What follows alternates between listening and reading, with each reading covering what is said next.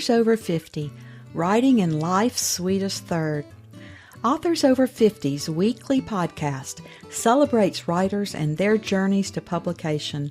Writing after 50 is a whole story on its own, so let's skip to life's sweetest third and talk with authors about their journey from pen to publish. Welcome, I'm Julia Daly, your host, and I invite you to listen to interviews with writers who've achieved their goal of publishing a book just later in life. We've seen award lists for under 30 or under 40, but I've yet to see lists for those who've achieved a significant milestone of their own, launching a new career and publishing their first book after the age of 50. We will hear about these authors' inspirations, struggles, strategies, and the smell of that first book. These writers' journeys inspire me because I'm one of them. My guest today had a long career with the Postal Service as a distribution clerk, accounting manager, CPA, and auditor for the Inspector General's office.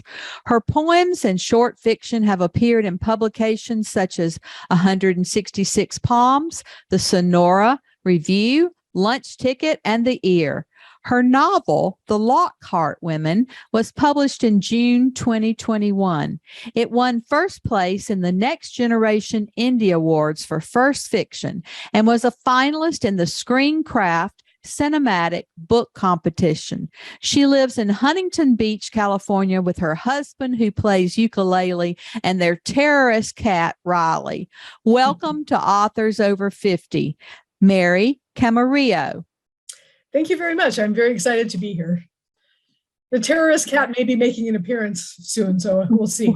Well, and my dogs might pipe up as well. What took you so long to write a book? That's a really good question. You know, when I was a child, I wrote all kinds of stories. And then as a teenager, I started writing poetry. And I edited the literary magazine in high school, and I thought I was going to major in journalism. But unfortunately, I let a very sour teacher turn me against that idea. And then I tried to start an underground newspaper in high school. This is back in the 60s. And I was told that I had enough units to graduate. It might be a good idea if I just moved along. So I actually didn't go to college right after high school. I went to work. Like you said, I worked for the post office for a very long time. My grandfathers were both railway mail clerks, so it might be kind of hereditary. But it was a really good job. I mean, I got like 5 weeks vacation, and I loved to travel, and I met all kinds of interesting people, including my husband. And I worked my way up, you know, from sorting mail to balancing accounting books to managing accounting. And then about 10 years before I retired, the Postal Service got an Inspector General's office to do oversight. Long overdue. So I spent the last 10 years of my career writing reports about things that were wrong at the post office. There was a lot of material. And strangely enough, that gave me the idea that I might be able to write fiction. An audit report, of course, is supposed to be true, but I would argue that fiction needs to have truth in it as well. And writing fiction is certainly more fun than writing audit reports. Well, you know, we all want to complain about the post office, but we don't want to do away with it either. No. I still wait for my mailman every day, so. Once you wrote this book, how did you proceed? Did you search for an agent, decide to choose a hybrid, a small press, or did you self-publish? I was bound and determined that I was going to publish the traditional way, and I can be very persistent. So I started writing queries, and I queried over 100 agents. I got really good responses, but everyone, not everyone responds. I'm sure you know how that works. Sometimes you don't hear anything. But the responses I got, they would ask for full manuscripts, and they would be very complimentary, but they would say, yeah, I don't think I can sell this. And in hindsight, I can see a few reasons. My book is set in the 1990s, which is not exactly historical fiction.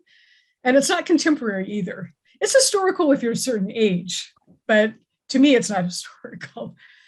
It was also too long at the time I was querying. It was 106,000 words. I've slimmed it down greatly since then. And then, I'm an older writer. I don't have social platforms, so I can see why I wouldn't be a safe bet for a publisher. I started hearing some really good things about She Writes Press, which is a hybrid publisher. And I sent them my manuscript and they loved it. So I thought, okay, this is a sign, this is what I should do. So that's the direction I went. And I'm going to do that with my second book too. A couple of reasons. I mean, I am older. I feel like, I'm healthy and I have a lot of time left, but it takes so long to find an agent and then a publisher and then a deal. And I guess I'm kind of impatient. So. Well, I think you chose a great one because She Writes Press is very well respected in the industry. Yeah, it's also got a wonderful sisterhood where you meet all kinds of women that are doing the same things you are, and they're so helpful and generous and supportive. So that's really been a blessing. What was your inspiration for this book? Did you watch the O.J. Simpson trials like the character in your book? I did. It was pretty much inescapable in those days. Like the character in my book, though, I did not sit down in front of the television. I was working then. But even as a working person, you couldn't escape the trial. It was everywhere. It was on TV all during the day. It preempted cartoons and soap operas. And then at night, they had all these talking heads explaining everything that had happened. Now, when I was sitting on my couch back on June 17th, 1994, watching The Chase, I had no idea I was going to be writing a book about this. I think the inspiration was really, I was writing about a woman whose life was falling apart, and I kind of wanted to give her an excuse or something else to focus on instead of trying to figure out how to fix her life. So that's also, I don't have children, and I always have wondered what kind of mother I would be. Hopefully I would not be a mother like Brenda. Brenda does come around at the end. But yeah, I was kind of interested in exploring what that kind of life would have been like. So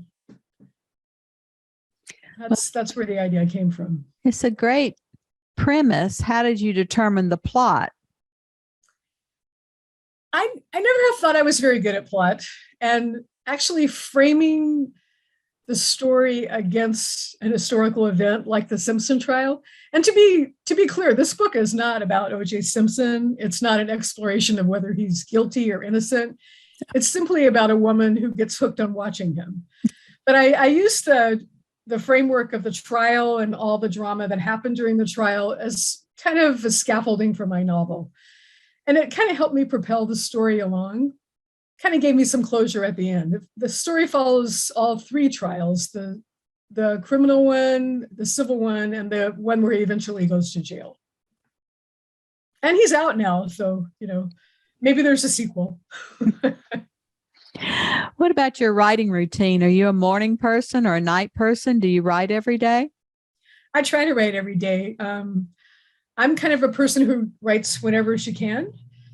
I have a father who just turned 100 years old last Saturday, and he's fiercely independent, but I think my assistance allows him to be independent. So sometimes I have to drop what I'm doing and go over there and figure out what's wrong with his computer, or, I try to write, I try to get some exercise in the morning and then write up until lunchtime, take a break, and then write into the afternoon. That's a really good day. I think it's really important, though, to touch your story every day, because a lot of times I find that the work happens when you're carrying the story around in your head and thinking about it, doing something mindless like, washing dishes or folding laundry. That's a lot of times a solution to a problem will come to me then. So that's why I think it's really important to touch it every day and keep it germinating in your head. Well, you've obviously got great genes if your father is 100.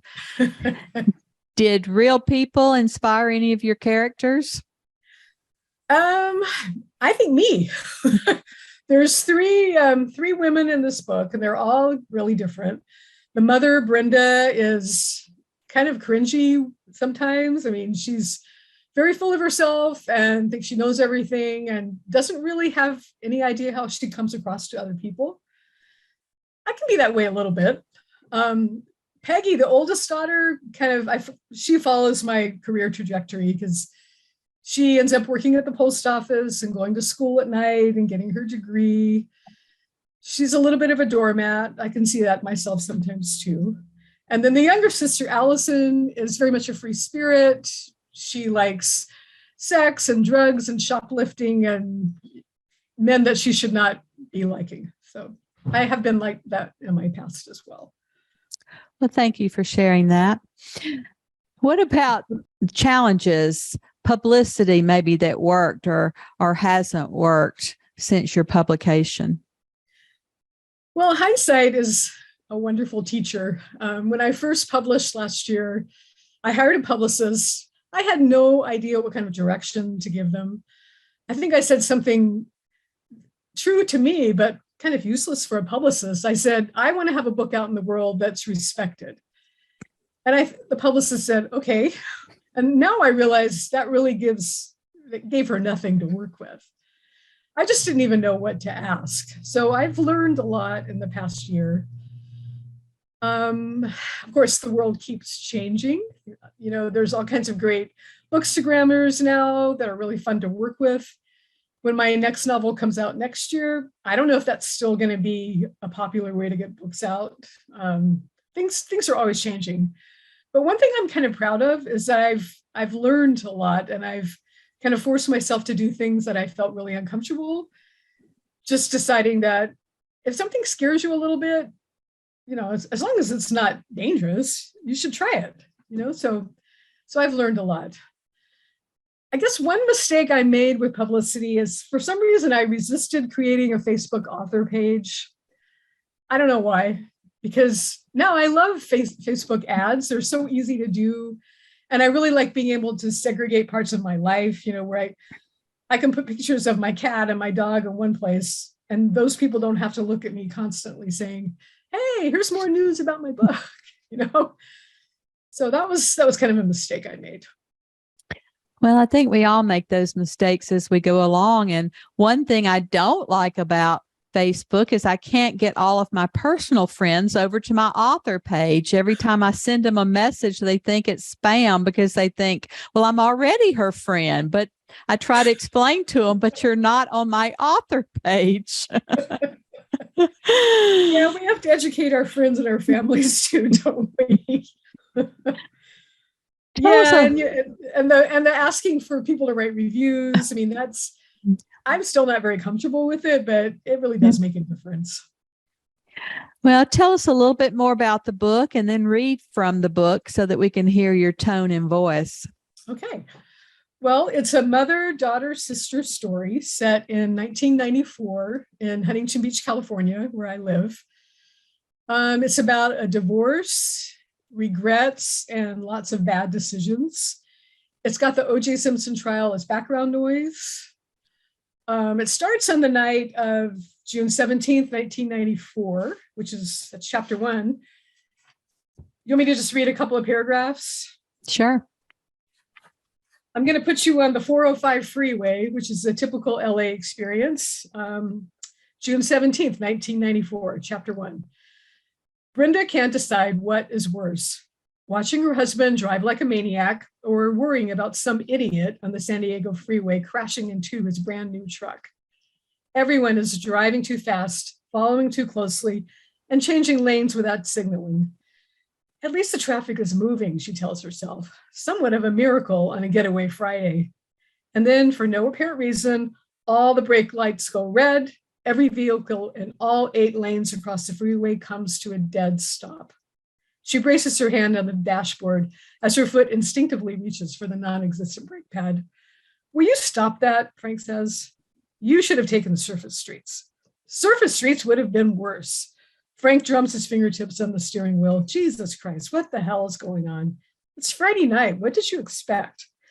Brenda wonders again why he's so intent on going to a housewarming party in Torrance, just because some woman he works with at the post office bought herself a condo. It doesn't seem much to celebrate. But Frank changed into his best Hawaiian shirt and a new pair of shorts as soon as he came home from work. I can stop there, I guess. Well, I've been on that freeway, and I don't know how anyone in LA gets anywhere because it is frightening. Well, what's happening on the freeway that night is the family doesn't realize that. They're going to a party at a coworker's house. Brenda doesn't realize that this woman is the woman that her husband Frank is going to leave her for. Yeah. The family doesn't realize that O.J. Simpson is behind them on the freeway, and the word is starting to get out. And soon they're going to see people standing on the overpass, waving signs. Soon they're going to get out of the car themselves.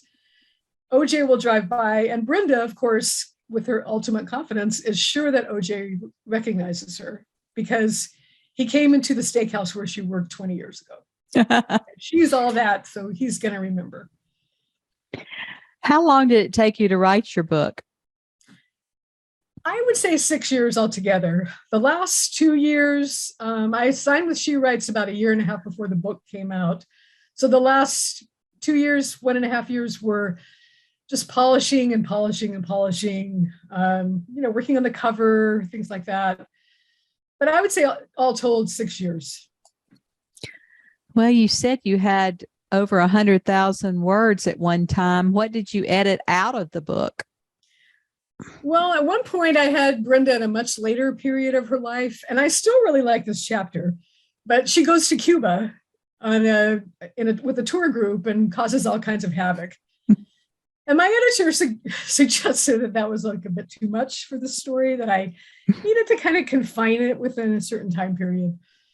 So that came out. I'm realizing now that I overwrite a lot. I always put in 5 adjectives and realize I only need 2.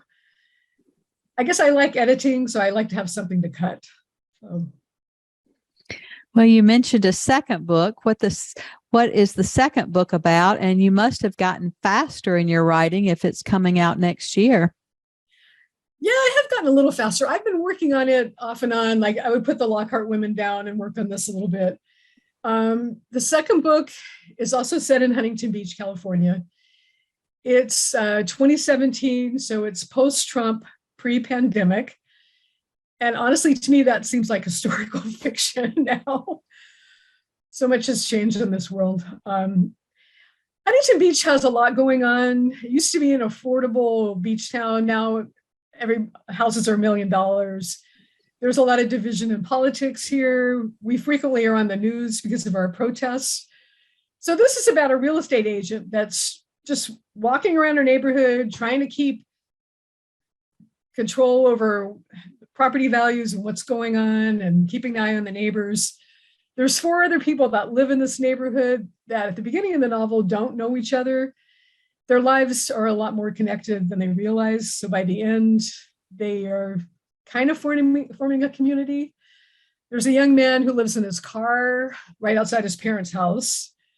There's a teenage boy whose father's left the family and he's pounding on the drums and setting things on fire, although he's a really nice kid. There is a woman who's had a terrible tragedy and she's kind of numbing herself with random sex and estrangement from her husband. And then there's an older man who's trying to take care of his mother. So it's based on real people in my neighborhood that I've been kind of walking around during the pandemic, wondering what their lives are like. So that's a lot of characters to keep track of and to give them unique voices. How do you find yourself doing that? They're all really distinct to me. I've spent a lot of time thinking about what they want and what they're afraid of. I experiment with different ways of writing. Like sometimes I'll take one character all the way through the story and then I'll try mixing it up, taking it apart, putting it back together again. I think most of my early readers are fine with the character voices. One problem I have right now is I have a lot more characters, peripheral characters. There's a lot of people in a neighborhood. So I have more work to do to keep it all straight, I think. Well, you're giving yourself a lot to edit, so you don't mind cutting. You can No. cut what you want. Hopefully it won't turn into a novella. Do you ever Google yourself or read reviews? And if so, how do you deal with the bad or the good ones? I stopped reading Goodreads reviews fairly early in this process because I just found that people were just mean, and I didn't understand the point of it. I do read Amazon reviews. I'm pretty lucky, I've gotten good reviews, so I want to know what people think though if they don't like it. So it's important to me. I don't Google myself. I feel like I'm out there enough that I don't want to know, I guess. What do you think was the best money you've ever spent as a writer? I think going to the community of writers in the High Sierras. It used to be called Squaw Valley. They've thankfully changed that unfortunate name, but it's up in the Sierras. It was a fiction workshop that was about 9 days long. It's really intense. It's up in the Olympic Village, which is great in the wintertime. And in the summer, there's no air conditioning. So it was kind of like hot workshop, like hot yoga. But it was really an awakening to me because I went in there thinking that I knew what I was doing. And I came out realizing I have a lot to learn and I need to be a lot more focused. When I came home, I told my husband, I'm claiming my own office. I'm kicking you out of that shared office. This is my space. I just had to make myself get more serious. So it was really worthwhile. Well, it sounds like it empowered you to take over that office. It did. I have to admit that I was crying several times during the conference, just because people would say things about my work and I would think, oh, they're right. I do love writing retreats and conferences where we can be around our writing community. I think it's inspiring for all of us, and it gives us, free time. We don't have to worry about the pets. We don't have to cook supper. We can just write and then hear critiques on our writing. So I think it's very important to do that. Yeah. I'm actually going to go to the Women Writing the West Conference in Oklahoma City this year. It was a finalist for a Willow Award. So I was super thrilled about that. And they're so nice. And I've never been to Oklahoma. So I'm thinking, yeah, I'm going to go. Well, we'll meet there because I'm going great. as well. Oh, terrific. I'm so glad. Do you still read for pleasure? Do you have time to read? I read all the time. I think that's part of my job, is being a reader. So right now I'm reading this great book, and she's going to be in Oklahoma too. Her name is Kate Anger. I think it's a great name for a novelist. Yes. Really easy to remember. Mm-hmm. It's called The Shinery, and it's about a story in Texas. It's about her family, but it's fictionalized. And it is just terrific. I met her on Susan Straight's wonderful Front Porch Library. I don't know if you're familiar with Susan Straight. I call her the Bard of Southern California. She's written 13 books. She lives out in Riverside, California. She teaches writing. She's just a force. She writes for the LA Times all the time. And she blurbed my book. She's a very generous soul. And this book is fantastic. What I like about Susan is that it's what I'm trying to do in my own work. A lot of books about California are really about Hollywood and, famous rich musicians and people that have the view of the ocean. And, those aren't all the stories that are here. A lot of people like me live in suburban neighborhoods that the property values have gone up, but they were definitely affordable 30 years ago. And a lot of people don't have anything at all to do with the movie industry or Hollywood. So I kind of like to shout out those kind of stories too, because I don't think they get enough air. No, and I think all of us who live outside the state, only think that it's Hollywood. So it's nice to hear from regular, normal people. Yeah. Maybe not that normal, but what is normal, correct? I think it is important for us to read other authors' work. I think that's what feeds us. I don't have time to sit and read, but I ride my bike or I travel in my car and I'm listening to audiobooks. And I don't think I retain as much from listening, but it certainly puts you right into the action. And I like that a lot. I've never listened to audiobooks. I'm very excited to say that the Lockhart Women is going to be made into an audiobook. Nice. Probably will be coming out at Christmas. So yeah, I know a lot of people listen to books that way, and I'm excited to have the Lockhart Women available. It's a growing population, those listening to audiobooks, just like those listening to podcasts. Yeah. Well, Mary, our writers over 50 are a unique set. Do you have any final advice for writers 50 and above? Well, I'm a writer over 70 now. I just turned 70 in February.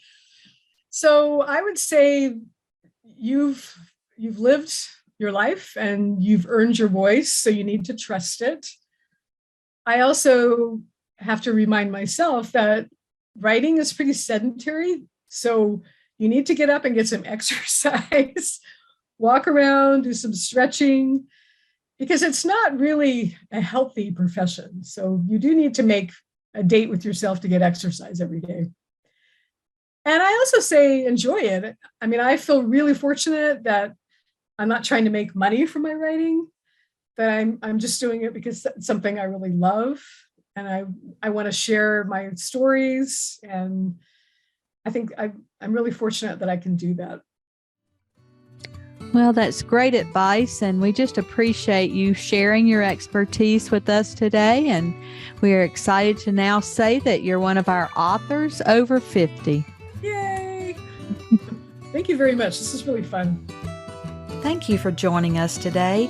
Please look for Authors Over 50 every Thursday when we will have conversations with accomplished debut novelists over the age of 50. Please subscribe and share with a friend. And check out my own publication journey after 50 at www.juliadaily, that's DAILY, like dailynewspaper.com. Until next time, keep reading and writing. And remember, it's never too late to fulfill a dream in life's sweetest third.